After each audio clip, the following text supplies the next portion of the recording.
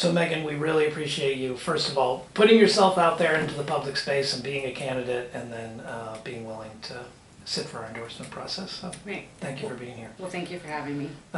This will be more conversational than we traditionally do, and for those who are watching, our editor Nicole is watching this via Zoom as she is under the weather. Megan, why don't you just start by introducing yourself and saying why you're running? Yeah, so thank you so much for having me. First of all, it's funny, seeing the newspaper bins outside. We always have like a couple of sources around our house, and we just use it from everything to finding out what's going on in the town or what music event is going on around town. So appreciate what your staff does, and just want to say, yeah, I'm running. I'm a mom of two girls, working mom of two girls. And I care deeply about this beautiful place that we live in. And I grew up in a family, was raised in a family that valued public service. Public service was paramount. It's something that my husband, who's a 20-year school teacher and working in our Ben LaPlaine school systems, we've instilled in our daughters. I, after graduating from college, joined the Peace Corps, where I met my husband, and served there for 3 years doing rural health care work. And I've always strived that's where I am passionate and most passionate about, is giving back to my community. And when we first moved to Bend, I was fortunate to serve as the Child Care Accelerator in conjunction with the Bend Chamber, and trying to help find more child care spots and help alleviate some of the crisis that our community has experienced with that. But I am really running because I want to give back. I think that I am experienced. I have a broad base of knowledge for some of the issues that matter most to our community, and some of those main issues for me are housing, affordable housing in particular.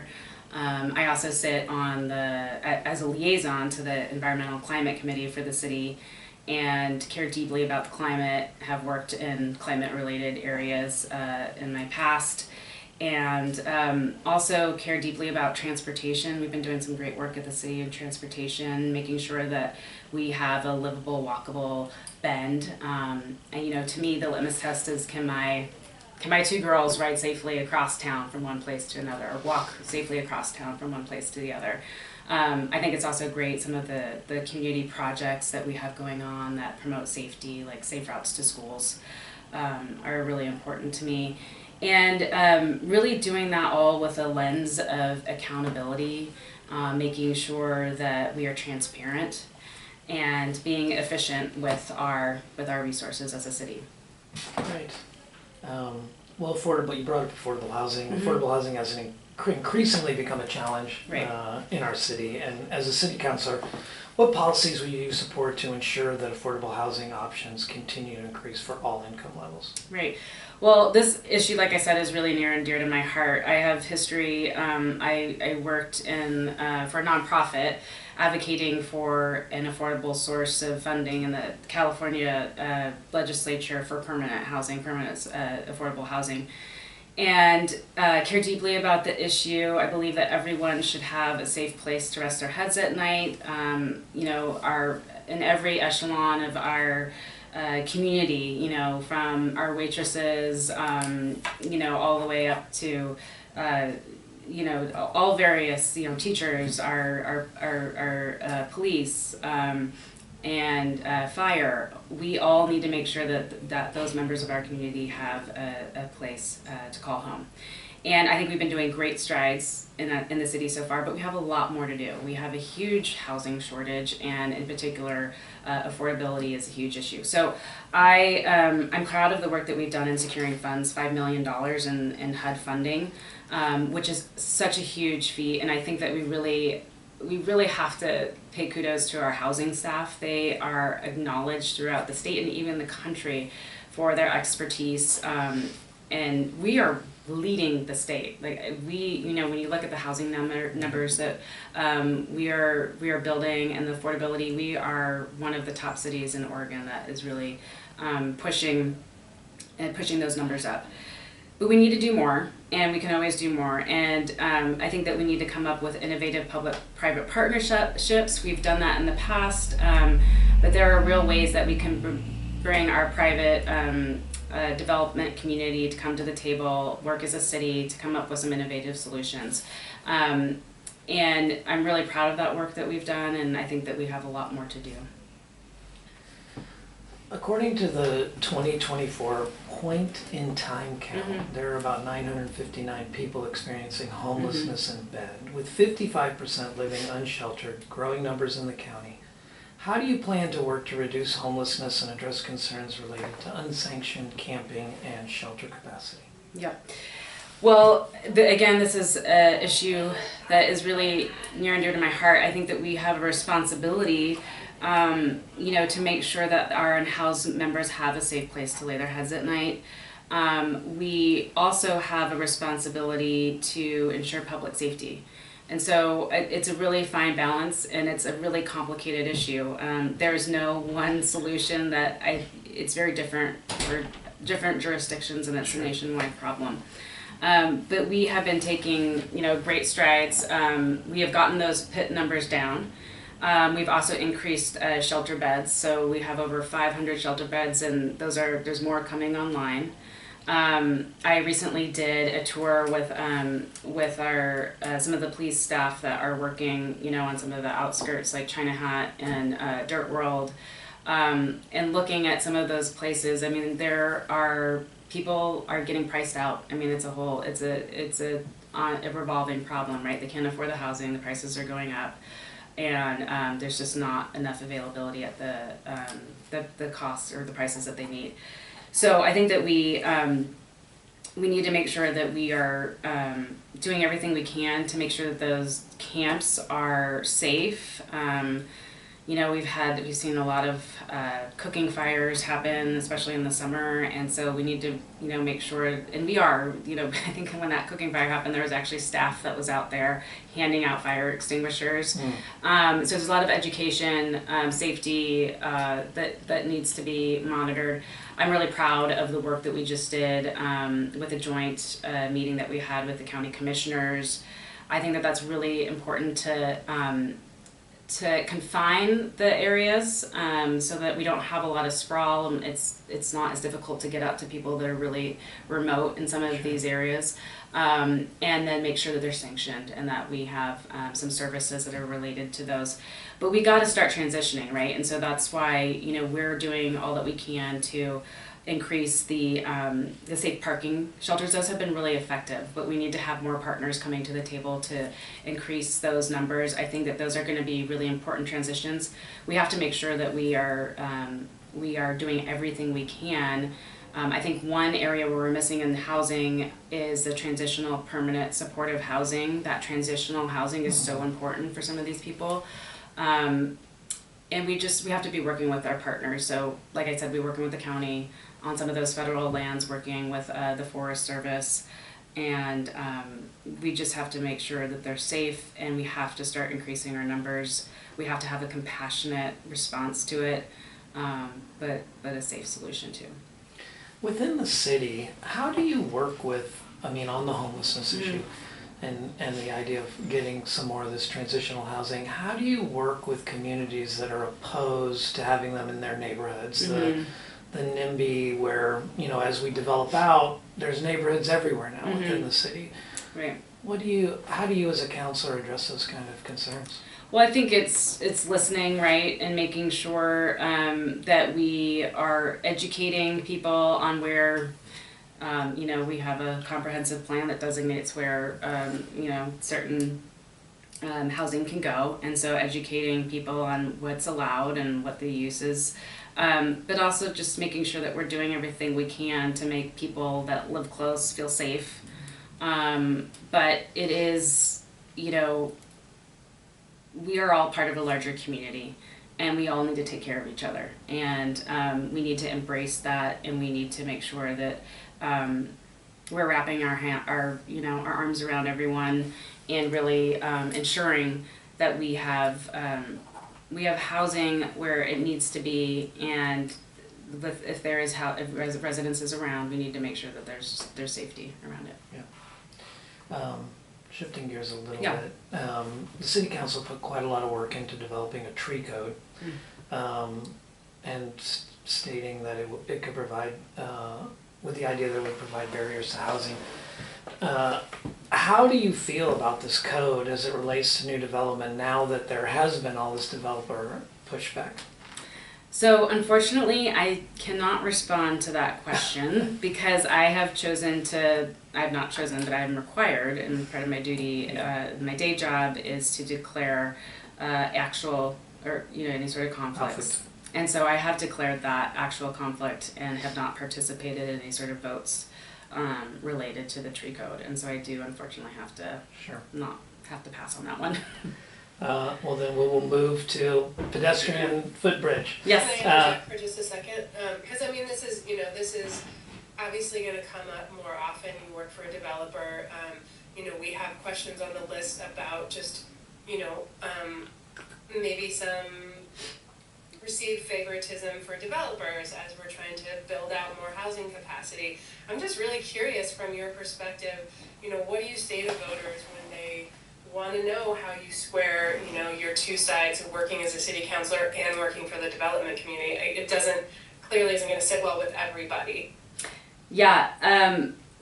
First of all, I'm really proud of the work that I do during the day. I work for a company that I think really values community and giving back to our community.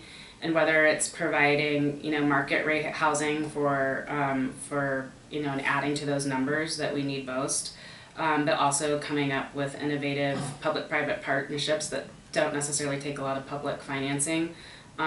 We are getting affordable housing on the ground. We have a nonprofit that provides zero down, zero interest loans to make housing attainable for families that otherwise wouldn't be able to be housed.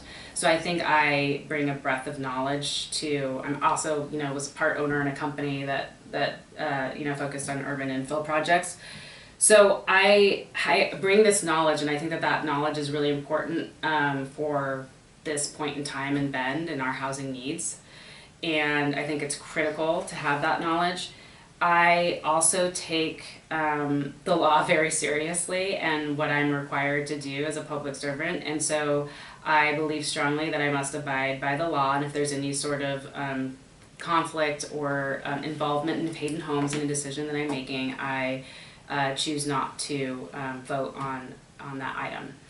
And when you look back, our staff has looked back, and that was actually a June, July count that we did. We went back and we counted all the meetings that I had attended. There was maybe 3 that I had been absent from. All the meetings that I attended, including the consent items, and I was able to vote on over 96% of the items. So this thought that I'm not able to participate in a lot of the votes just isn't something a narrative that I really, think that people should follow. Great. Nicole, did you have a follow-up? I guess what would, if your opponent was sitting here, why would someone vote for you versus them? Let's say, all things were equal. One person, has a conflict of interest in the development community and one person doesn't. I think people will want to know why would they vote for you? Well, because I do have that knowledge, and I can vote on a lot of other items related to housing, and we are approving a lot of other housing communities and projects other than Hayden Homes projects. And so that experience, I'm able to participate in a lot of other areas of the council votes and decisions. I also am the most experienced in this area. So whether it's policy or code changes, I have that background. And, like I said, the amount of votes that I've been able to participate is pretty significantly high. Okay, thanks. I feel like we'd be remiss if we didn't address that. So thanks for playing along. Of course. So some residents have voiced concerns around infrastructure projects like the Hawthorne pedestrian bridge over issues like increased costs, viability. I realize that that is a lot of grant funding that's coming from out of area, but what are your thoughts on this project as the costs have gone up? And how do you plan to support future infrastructure plans in light of that? Well, first of all, I think on infrastructure, it's so important with how fast that we are growing. It's something that in my day job I experience constantly, and it is the key to a lot of our housing issues and how we grow. And so, and it's not like the pretty stuff, right? It's a lot of the underground, mostly, is some of our challenges in Bend, so sewer, water. And we have to prioritize it to get more housing online. In terms of transportation, I think it's so important, and we've done some great work on council and promoting transportation projects, but there's a lot more work to do. I think that this project is really exciting.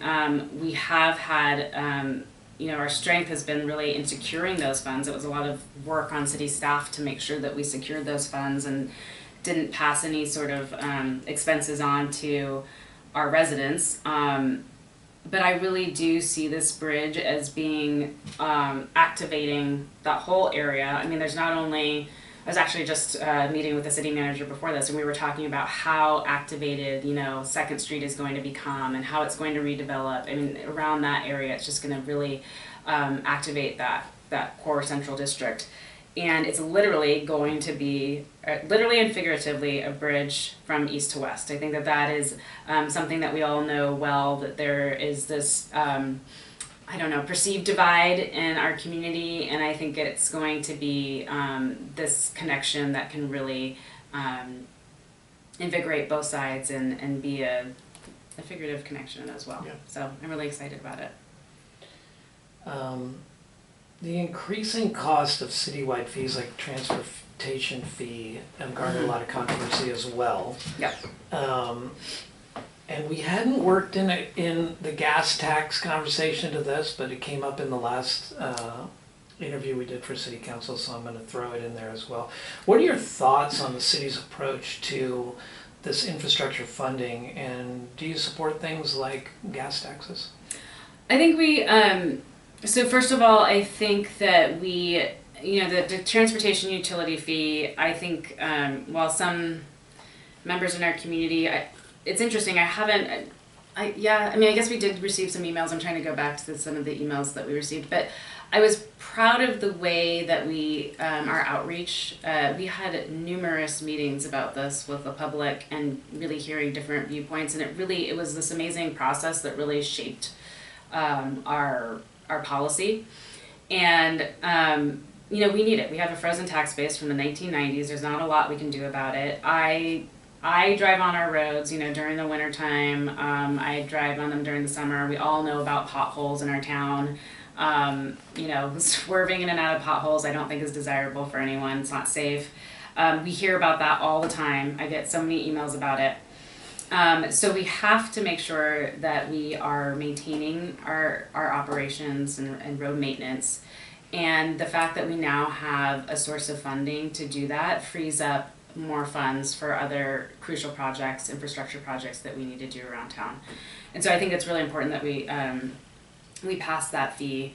I'm trying to remember the second part of your question. The second part, it really isn't on, up right now, right. But we Oh, were the big gas tax. supporters as an editorial board Yeah. for the gas tax, and it did not pass. Yeah. And it resulted in larger transportation fees. Mm-hmm. How do you feel about the gas tax? I think it's definitely something that we should look at. I know that it was a challenge in the past to get passed. So I do think that, again, much like the transportation utility fee, we have to do a lot of community dialogue about that and really test people's appetite.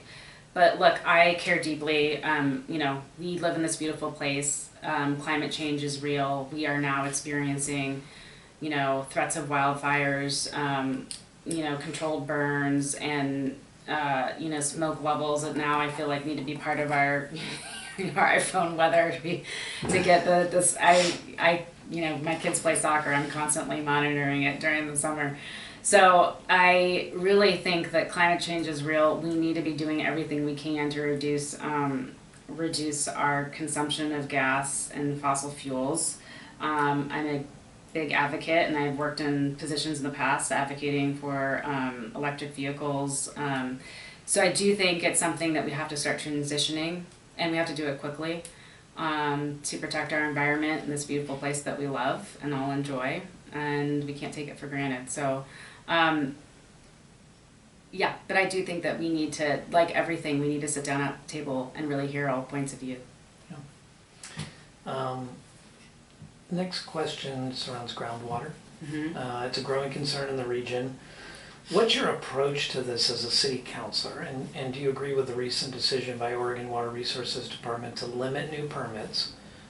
And then lastly, what will this mean for Bend? Yeah, so I think that our water we love our rivers, we love our lakes here, and it's so important to protect them. We've been doing some great things at the city. We've been reducing water consumption, offering rebates to, residents that do that. We live in a desert, and it's part of the beauty, but it's part of the challenge of where we live. And so I think that we need to make sure that we're doing everything we can to protect that. And there's a lot that goes with that. When we reduce our water consumption, it also goes hand in hand with water quality and our habitat and resources. And so we need to make sure that we are doing everything we can to protect it, keep the quality high, and protect our species. It's why we live here. It's why so many people choose to live here. It goes back to our environment and the beautiful place that we love. Do you agree that they should be setting limits for new permits? I think it's challenging. Are you talking about the Oregon Resource Department limiting new groundwater permits? It's especially hitting Redmond hard. Right.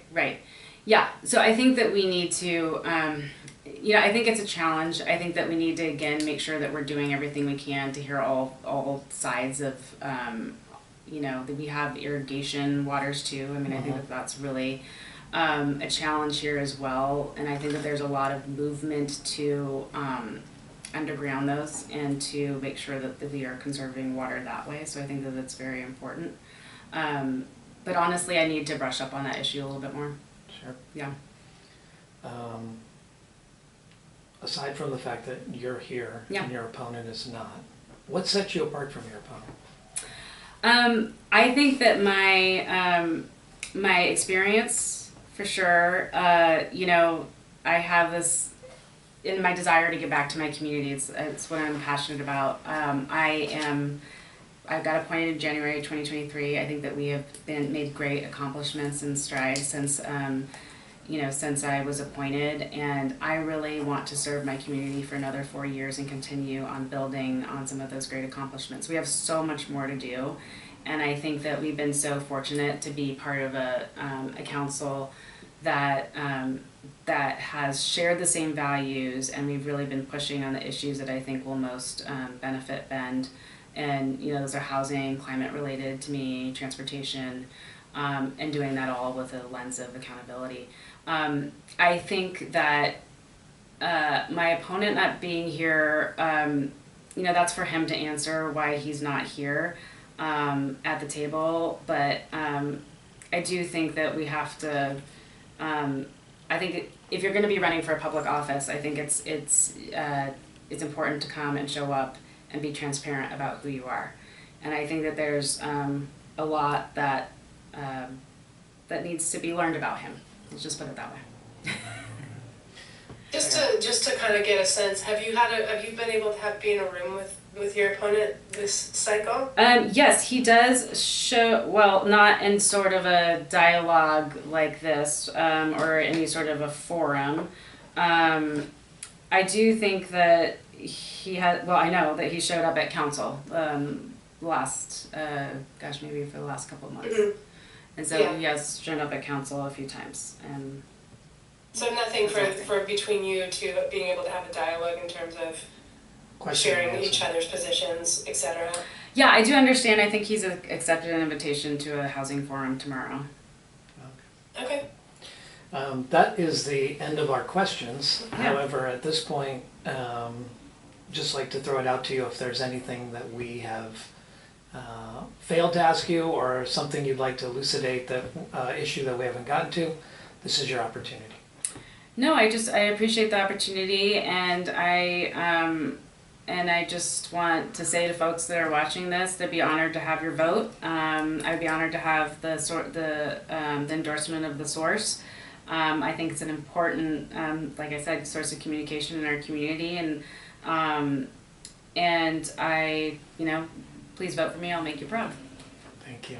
Megan, you. thank you for being here. Really Thank you so appreciate, much. again, anybody who puts himself out in the space and is willing to take on the social media age, all that comes with that. Yeah. So really Thank you. appreciate it.